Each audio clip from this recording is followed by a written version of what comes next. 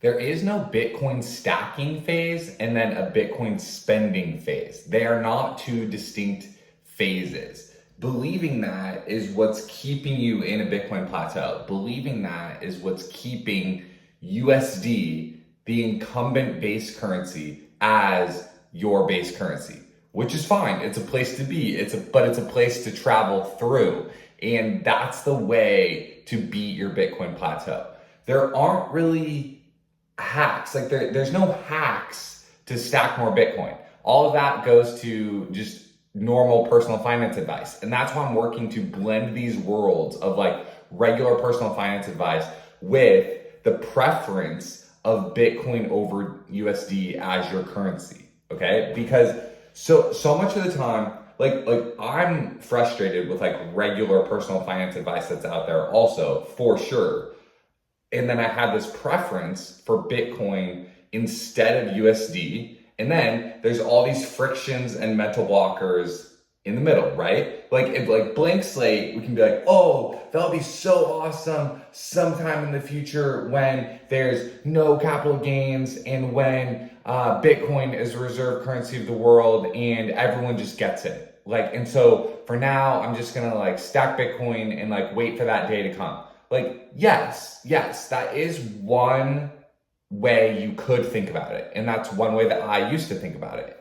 That creates a plateau. Like, you're going to reach a point where that is no longer like, I don't want to say convincing because it is logical and it is rooted in like game theory, like to get very like buzzwordy, that makes decent sense, right?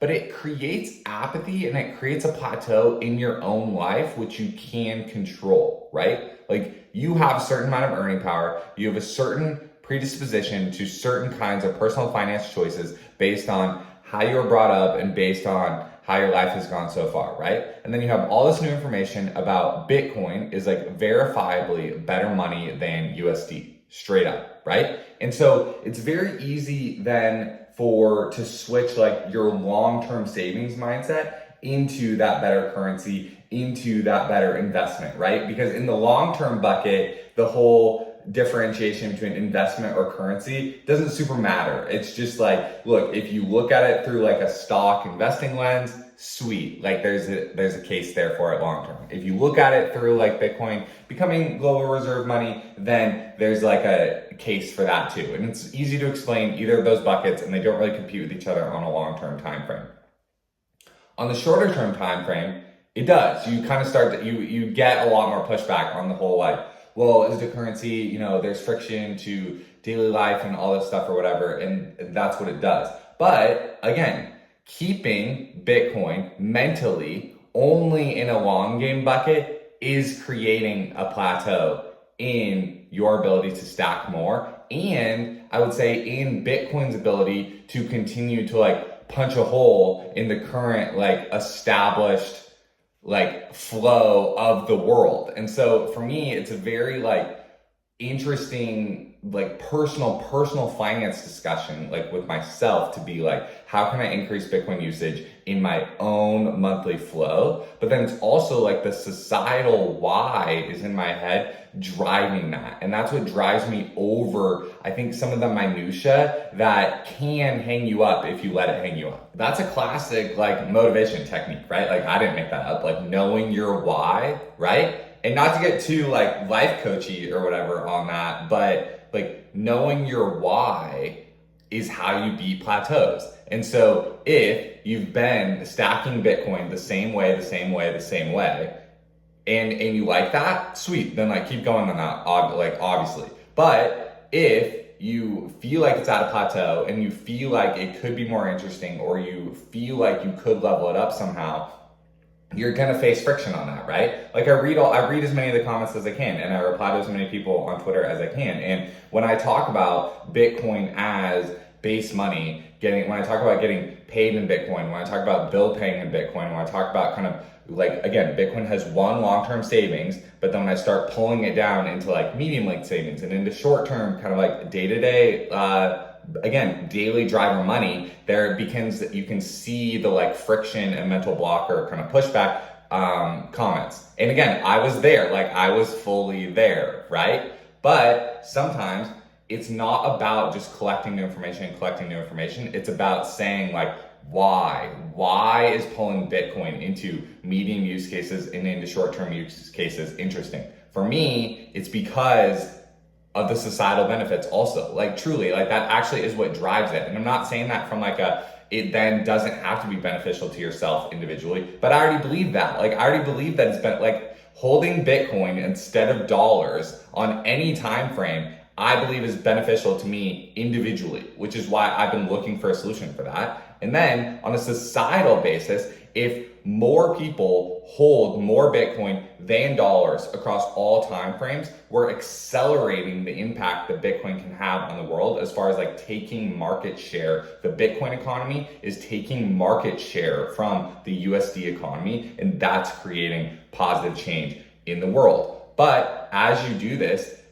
it's not easy. Like there are friction points, and the tools are getting better every day, like every single day. But one way to beat your plateau is, yes, to collect information about the tools, yes, to collect information about the frictions and like mental blockers that you have, but also like there could be other things. Like I don't have a great transition for this, but it's like maybe what needs to happen is you do have to re-examine your personal finances with everyone else involved. And so rather than the Bitcoin being this like side thing, to get it into the core of your personal finances, there's larger people that have a say in that bucket, right? And so maybe pulling other people along on the Bitcoin journey and taking a step back on that is actually the way to move forward, beat the plateau, stack more Bitcoin long-term, and pull Bitcoin more into medium and short-term